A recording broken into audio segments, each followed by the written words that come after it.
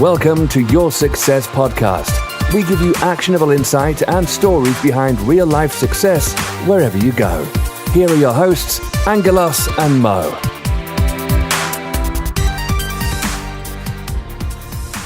Welcome to Your Success Podcast.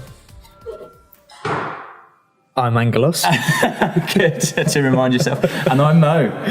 And today we're in Ocean BMW in sunny Plymouth, and we are in an amazing showroom with a beautiful i8 car behind us. It looks absolutely stunning. And for those of you at home, you can see it on the video as well. So today we've got something a little bit different for you on Your Success Podcast. We're discussing the success of the global car brand BMW. And we are privileged to be joined today by Daniel Lampard of Ocean BMW. So BMW have a rich and long history for making luxury cars, and we will be learning about that history and what changes are on the horizon within the car industry as a whole, and specifically for BMW. So hello, Daniel, and thank you for joining us. Hello, it's a pleasure. Thank you very much. So, Daniel, how did it all begin for BMW? Well, BMW can trace its roots back to 1916, 1917 as an aeroplane engine manufacturer, in fact. Which they did for many years, and it wasn't until the sort of early 20s that they started to turn their attention to vehicles, and their first sort of foray into it was actually motorcycles. They developed motorcycle engines for other manufacturers initially, and then actually designed and built their own in 1923, I think it was, which was the R32, and that was their first standalone vehicle, if you like. They proceeded to sort of continue manufacturing motorcycles, and then their first actual vehicle was in the late 20s, 29, and was actually a licensed copy of an Austin 7, which some people aren't aware of. So maybe an inauspicious sort of start, but it got better from there on. And then in the early 30s, started to develop and build their own standalone vehicles, something that they continue doing to today. With a couple of breaks in between, World War II, kind of, quite a big break, I suppose. But always been associated with, certainly since the 1920s, with vehicles of some description, and in particular engines, which is quite interesting. So, yeah, and it is a really rich, great history that BMW has. Absolutely, yeah. So, one question that I often think to myself, how does BMW keep ahead of its rivals, such as Mercedes and other brands like that? What gives it that unique selling point? I think a lot of it comes down to embracing the values that are there already for BMW. BMW have some core values to be dynamic, to be challenging, and to be cultured. And I think every design going forward embraces those values. A lot of it also comes down to leading the conversation rather than following it. And over the years, BMW have sort of been market leaders and led trends in the market, which is a responsibility, but also an advantage in many respects. I think a lot of it also comes down to just looking at trends and trying to establish the trends that are going to happen in the future. It's a difficult thing, but they manage it well. And as I say, the key thing is everything they do embraces their history, but also the values that are associated with the brand. And using that as a basis means you can just adapt them as you move forward to the changing sort of environment at that particular time. What's interesting is that you didn't mention technology there. It's all about the values of the company and making sure that people are aware of what BMW is all about. I think that the values are, represent the technology and vice versa, really. To be challenging, is to push the limits. The technology is almost a given, if you like. Yeah. Sometimes, with these sort of things, you can concentrate too much on the individual parts, but it's actually that whole brand value that moves the business forward. And the thing about vehicles, and the thing that I love about vehicles, is that they have to encompass many different facets of life. They've got to be practical. They've got to be aesthetically pleasing. They've got to be mechanically and technically good. And there's very few things in life that encompass all those things, which makes it very exciting. So, I think pursuing the values and how best you can make the technology fit those values is probably the way to do it, I think, really. And people, when they see a beautiful i8, for example, or 4 Series, 6 Series, things like that, it turns heads. But then the customer will think to themselves, do I really want to align myself, me as my own micro brand, shall we say, with BMW? And I guess you're right in what you say. They buy into the values, the core principles of what BMW stands for. That's right, yeah. And BMW has always been an aspirational brand, I think. Over the years, every manufacturer suffers these, but there's certain associations with BMW, of course. But I think BMW have changed themselves.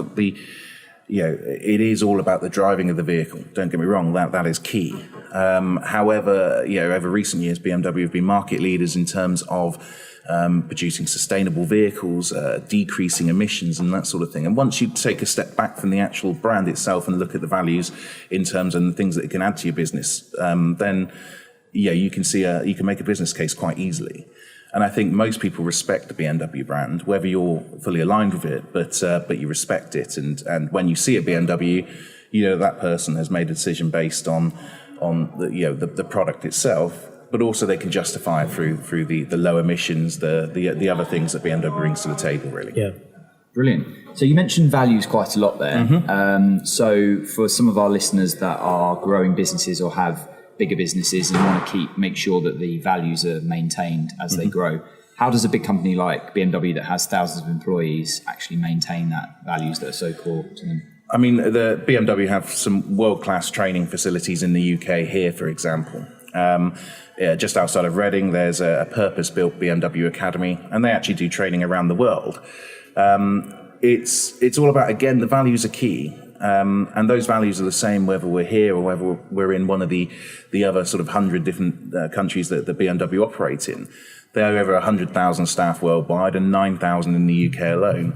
So you're right, it's a big challenge, but there is some world-class training facilities, some great trainers, and everyone from dealership and retailer staff, such as the technicians, to the salespeople, to the receptionists and the people that greet you when you come in, they all go to that academy and all get installed with the same values. BMW's close partners also go there and train as well, and the training is again very much value based on what BMW stands for, but then gives you, and it's what we were saying about not mentioning the technology, but when you go for a training at BMW UK, they'll concentrate on the values, and then they will show you the technology and the vehicles that encompass those values. And it's all very training programs written, and like I say, the same worldwide.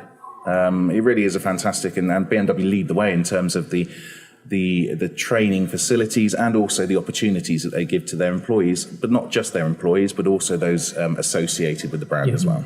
Talking of aligning to values, BMW had a very strong connection with James Bond in the 1990s with GoldenEye, Tomorrow Never Dies, World Is Not Enough. And that impressed a whole new generation of fans, including myself, with the Z3, Z4, and the 750 ILS with its amazing technology it had. The iconic sort of back seat with James Bond driving it. Absolutely. With Ericsson phone and the missiles coming out the sunroof. It was amazing. All optional extras. So. How did that opportunity come about with James Bond?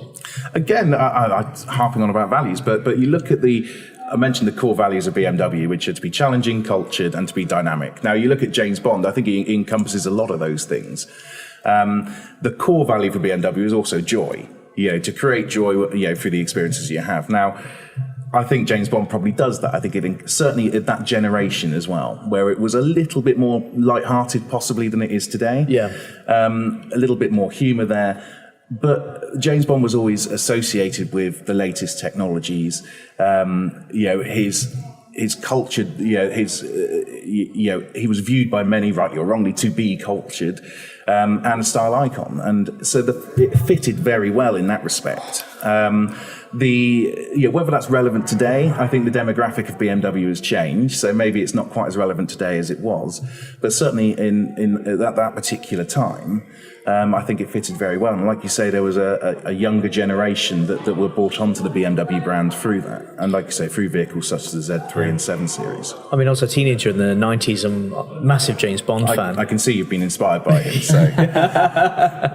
And I remember when I was, 14, 15, when Tomorrow Never Dies came out, and all I wanted was that 750 ILS, this massive saloon car. And you just, what the hell does a teenager want with that? But that's what Bond does, and that's what BMW exactly inspires. Right. I thought it was brilliant. Yeah, very much so, and I think that's why there was quite a natural fit, I think. And also there were probably market forces at work as well, of course. It was beneficial for both the Bond brand and for BMW. And Bond had traditionally been associated with British automotive brands. And I think the 90s were a little bit of a lean time where British automotive brands were concerned. So maybe BMW stepped into the sort of vacuum that was left there, I think. Yeah. They actually had an association a bit earlier than the Pierce Brosnan era. I think in Octopussy, I think it was, they supplied a number of vehicles. Admittedly, at the time, they were portrayed as bad guys they were driving baddies, those. weren't they? So it goes back a little further than that. But I think, they naturally kind of align. And I think we can discuss whether that's relevant now, but certainly at that time, it was something that is engaged with people like yourself. Yeah. So when are you going to buy your BMW, I suppose, is the next question. So Always a salesman. I love it, Dan. So BMW does have some beautifully designed cars. How, as we can see in the background, how do the designers keep sort of innovating and keep driving the design forward? I think a lot of it, again, comes back to values. The designs are based around the values of BMW. And also, in order to move forward, sometimes you need to embrace the past as well. And BMW has a big heritage of design. Our vehicles have certain aspects that have been on the vehicle since the first vehicles in the 1930s, and they continue. And I think sometimes that's great to reference the past, gives you a great opportunity to innovate in the future, because it's making those particular aspects of the vehicle relevant for a new generation. Also, a lot of it comes down to forward planning and R&D, really. Yeah. They invest a great deal in it, and they plan many years ahead, probably 2 generations of vehicles ahead. And if you think that a BMW has a typical life cycle of 8 years, you can see they're probably over a decade in advance planning this.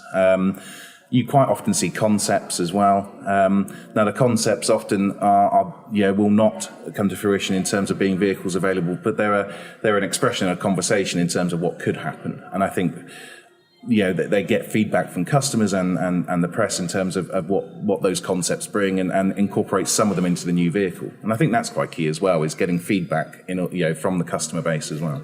You mentioned that sometimes you're working a decade in advance. Does that pose a problem from a technology point of view? I know we've got a lot of AI and other interesting things coming along. How do you predict what's going to be relevant in 10 years' time? It's very difficult. It is very difficult. However, again, it's looking at trends and trying to establish the way the market, for example, will move. And an example of this is in the early 2000s, BMW introduced a range of technologies called BMW Efficient Dynamics. Now, these were essentially small pieces of technology that made incremental changes to the CO2 and then dropped the overall CO2 of the vehicle. Now, at that particular time, CO2 wasn't a huge focus. It was starting to become a huge focus. But as I say, 10 years in advance, they were planning these vehicles. So they established that was going to be an issue. Economy and CO2 emissions and things like that were going to become relevant. So you can see that they're looking at the market already to try and establish what the technologies are going to be. But in terms of the length of time between obviously design and the vehicles coming into the showroom, for example, I think if you've established where the technology is going, then the vehicle itself will reflect that. A lot of developments now are in, like say, AI and that sort of thing. I mean, a lot of them are software based, to be fair, which manufacturers are now becoming vehicle manufacturers are a lot better skilled at being able to implement these software updates afterwards. And do you? Is that carried out in-house, or do you outsource where there's software development? No, it comes directly from BMW, developed by BMW. Yeah. Obviously, they partner, of course, but we can do the updates here, essentially. Yeah. So there are incremental updates. But you're right, it is very difficult because things are changing very, very quickly. Become a software company as well as a... that's a totally different sort of experience to being a manufacturer as well. But that's where the market is going, is an integration with technology as well, other technology. And what about the development into driverless technology? Is it top secret, or we understand if you can't talk about it in a minute? You already see it on vehicles at the moment. And we were saying about the James Bond with the driving the 7 Series from the back seat. I love that. I love that. Now, to a certain degree, that you're starting to see that in the latest generation of vehicles. In our 7 Series, we can get out of the vehicle and we can park that vehicle using the LCD display on the key, basically. Wow. So started not quite sort of driving around an underground car park getting shot at, but the concept is certainly near enough the same. Yeah, absolutely. So autonomous driving is a very interesting one. You're hearing about it increasingly at the moment. Tesla are and Tesla is very much a question of very good branding. Their autopilot system is now synonymous with driverless or sort of autonomous They're driving. not even the biggest company doing it, I don't think, are they? It's just the branding exactly, and other manufacturers have been doing it for longer. And BMW do it. And it's an interesting, having experienced it's a very sort of interesting thing to sit there and the vehicle to steer itself and to follow traffic, etc. And it's it's something that's going to continue. I think that there's some ethical questions that have to be had there, and also some legislation questions. But certainly it's going in that direction. And I think with the increased traffic on the road and the increased population and things, it might be the only way to go to keep things running, really. One question I really wanted to ask just quickly while we're here, because I've got BMW myself and it does the start-stop thing when you stop. How is that more efficient than just leaving the car running if it starts and stops again 1 second later? I can't get my head around it. It's a bit of a misconception that stopping a car is less efficient for BMWs, which are designed to do it. Of course, you'll notice with that start-stop system. Again, BMW were pretty much the first manufacturer to introduce that. You'll notice with that system, it only does it in certain circumstances. So it's monitoring the heat of the engine and that sort of thing, outside temperatures. So it's only going to do it as and when it's relevant to do it. Yeah. But you're right, my dad would tell me, don't turn your car off in traffic, it's just that you put far more. But of course, they're all computer controlled now, aren't they? It's not like having a carburetor, So you're right. It seems a bit counter, but it does work, absolutely. And it does cut down the CO2s in particular. So I had to ask when I knew you were coming in. So back to BMW, we're still talking about BMW, but how does BMW manage both the marketing and sales activity to keep the business growing? It's obviously a core part of the BMW machine and the brand and keeping the business growing. So how does the sales and marketing interplay? Again, it's all very much... the concepts of the marketing activity and the sales activity are formed by Munich, so BMW Germany, and then sort of passed down through the various markets. There's always core ideas and again they embrace the values. There's always core marketing campaigns, and then what you see is that BMW will support individual retailers to further the message, if you like. But BMW are always in great control of that message and the direction that it's taking. They've always been very good at it. Let's face it, the ultimate driving machine is a well-known, and people still reference that. And yet it hasn't been a part of our marketing activity for probably 10 or 15 years.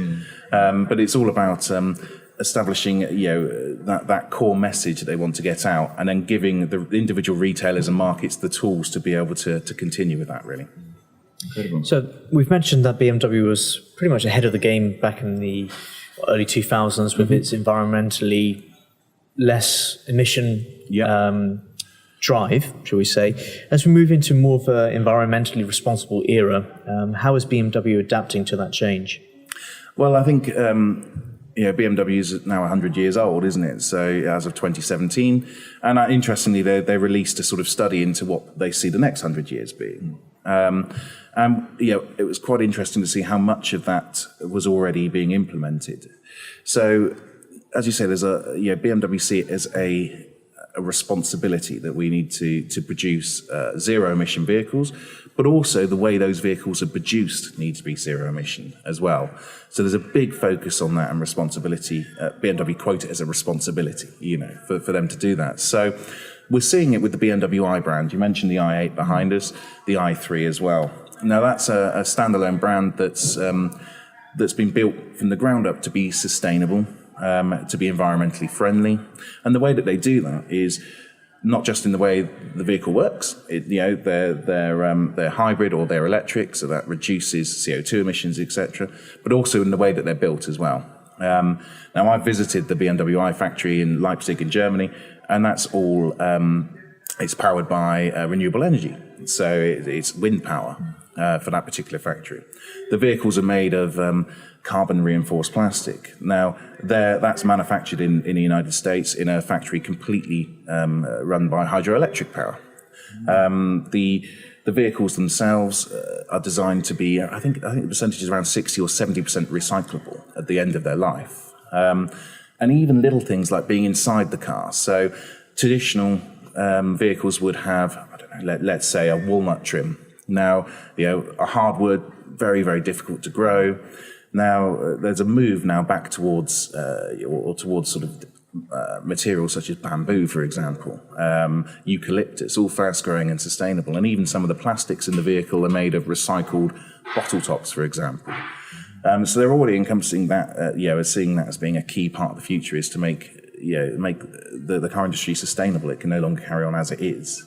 So, the BMW i brand's a prime example of what will and is starting to happen with the rest of the brand in general. And there will be a lot more focus on renewable technologies, renewable materials, and that sort of thing. Is it? That's really, really interesting, because I think a lot of people don't appreciate the building of it. It's all good saying the emissions and, it's not going to use fossil fuels or whatever, but actually to see that the components that go into it, even down to the trim dash, it's really interesting. And is it 2040 that the UK government are banning petrol and diesel cars? That's interesting. Yeah, I mean, you think that's still some time ahead, because you look at the vehicles that were on the road 20 years ago and now. So, it's some way ahead. I think it's important to not focus too much on that as well, because BMW certainly see for the near future that combustion engines are still going to be the main source, and it's making those more efficient. Electric and hybrid will obviously have a big impact going forward, but certainly for the next sort of 5 to 10 years, diesel in particular, although it's there's some negative things in the press about diesel, actually BMW are open about the fact that's still where the most efficient technology is going to be in terms of real world usability, so that's what we're going to continue to see that. So we get a lot of customers come in and they're concerned about this because they see the headlines, but certainly for the foreseeable short-term future, diesel and petrol is still going to be the only way forward for the majority of people. Brilliant. Well, thank you for your time today, Daniel. I think that was a really interesting insight into the values, the history, and the future of BMW. What's the best way for people to get in contact with you? Yeah, so I'm based at Ocean BMW in Plymouth. So the best way to contact me is on telephone number 01752 202 828. Or just drop me an email as well, which is daniel.lampard, as in Frank, at oceanbmw.com. Fantastic. Thanks again, Daniel. We want to know your thoughts at home on BMW. What your favourite car is, both of the present day and in the past, and maybe your favourite James Bond related BMW as well. Send us an email at hello@yoursuccesspodcast, or get in touch on Facebook, Twitter and Instagram. So thank you for listening to Your Success Podcast. Please click subscribe, leave us a review, and we look forward to your comments on our Facebook page and YouTube channel. And don't forget to subscribe to our book launch at tiny.cc/yourbook. I've been Angelos. And I've been Mo. And see you again on the next exciting episode of Your Success Podcast. You have been listening to Your Success Podcast. Click subscribe for more incredible content. More details can be found at www.yoursuccesspodcast.com.